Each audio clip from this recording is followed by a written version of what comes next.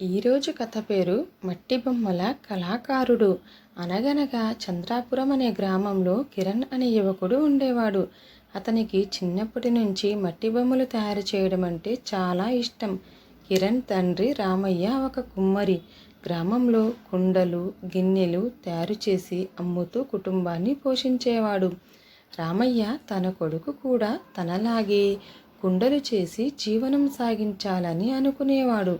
కానీ కిరణ్ మనసు మాత్రం కళలో ఉండేది.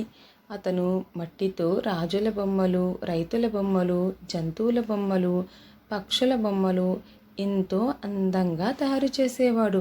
ఒకరోజు రామయ్య కోపంగా, ఒరే కిరణ్, రోజంతా ఈ బొమ్మలతోనే కాలం గడుపుతున్నావు. వీటి వల్ల ₹1 వస్తుందా? కుండలు చేస్తే అయినా అమ్ముడవుతాయి అన్నాడు. కిరణ్ నవ్వుతూ, నాన్న, ఒకరోజు నా బొమ్మలే నాకు గుర్తింపు తీసుకొస్తాయి అన్నాడు. అది విని రామయ్య తల ఊపాడు. గ్రామంలోని వాళ్ళు కూడా కిరణ్ను చూసి నవ్వుకునేవారు. మట్టితో బొమ్మలు చేసి ఎవరు ధనవంతులయ్యారు అని ఎగతాళి చేసేవారు. అయినా కిరణ్ తన పని ఆపలేదు. ప్రతిరోజు కొత్త కొత్త బొమ్మలు తయారు చేసేవాడు. ఒకసారి గ్రామంలో జాతర జరిగింది. కిరణ్ తన దగ్గర ఉన్న అందమైన బొమ్మలన్నీ తీసుకొని ఒక చిన్న దుకాణం పెట్టాడు.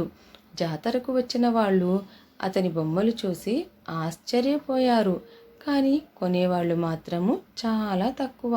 రోజు ముగిసేసరికి 2 బొమ్మలు మాత్రమే అమ్ముడయ్యాయి. ఇంటికి వెళ్ళి కిరణ్ నిరాశగా కూర్చున్నాడు.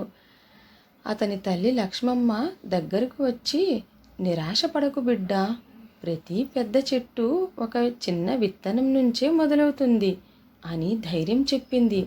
ఆ మాటలు కిరణ్కు కొత్త ఉత్సాహం ఇచ్చాయి. మరుసటి రోజు నుంచి ఇంకా ఎక్కువ శ్రద్ధతో బొమ్మలు తయారు చేయడం ప్రారంభించాడు. ఒకరోజు పక్క రాజ్యం నుంచి వచ్చిన ఒక వర్తకుడు గ్రామానికి వచ్చాడు. అతను కిరణ్ తయారు చేసిన ఒక గుర్రం బొమ్మను చూసి ఆశ్చర్యపోయాడు. అది నిజమైన గుర్రంలా కనిపించింది. ఈ బొమ్మ ఎవరు తయారు చేశారు అని అడిగాడు. మన గ్రామంలోని కిరణ్ చేశాడు అని గ్రామస్తులు చెప్పారు.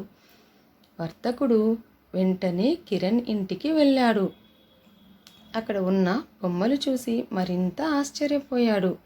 నేను ఇంత అందమైన కళాకృతులు ఎప్పుడూ చూడలేదు అన్నాడు. అతను కిరణ్ దగ్గర ఉన్న బొమ్మలన్నీ కొనుగోలు చేశాడు. కిరణ్ జీవితంలో మొదటిసారిగా మంచి డబ్బు సంపాదించాడు. అయితే అతను గర్వపడలేదు. మరింత కష్టపడి పనిచేయడం ప్రారంభించాడు. కొన్ని నెలల తర్వాత ఆ వర్తకుడు మళ్ళీ వచ్చాడు. ఈసారి ఒక ప్రత్యేక వార్త చెప్పాడు. నీ బొమ్మలు రాజధానిలో అమ్ముడయ్యాయి. రాజుగారు కూడా వాటిని చూసి మెచ్చుకున్నారు అన్నాడు. కిరణ్ నమ్మలేకపోయాడు.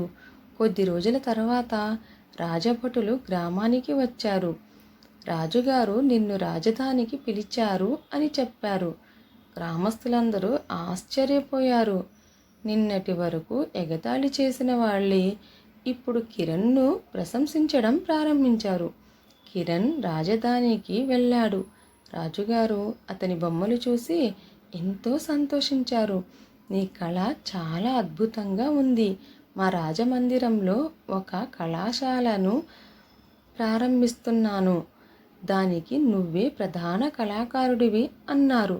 కిరణ్ ఆనందానికి అవధులు లేకుండా పోయాయి. కానీ అతను ఒక షరతు పెట్టాడు. మహారాజా, నాకు ఈ గౌరవం ఇచ్చినందుకు ధన్యవాదాలు. కానీ నేను నా గ్రామంలోని యువకులకు కూడా ఈ కళ నేర్పాలనుకుంటున్నాను అన్నాడు. రాజుగారు వెంటనే అంగీకరించారు. కిరణ్ తన గ్రామానికి తిరిగి వచ్చాడు.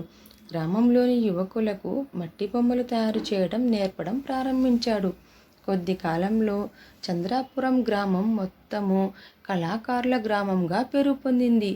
దేశం నలుమూలల నుంచి వ్యాపారులు వచ్చి అక్కడి బొమ్మలు కొనుక్కుని వెళ్ళేవారు. గ్రామ ప్రజల ఆదాయం పెరిగింది.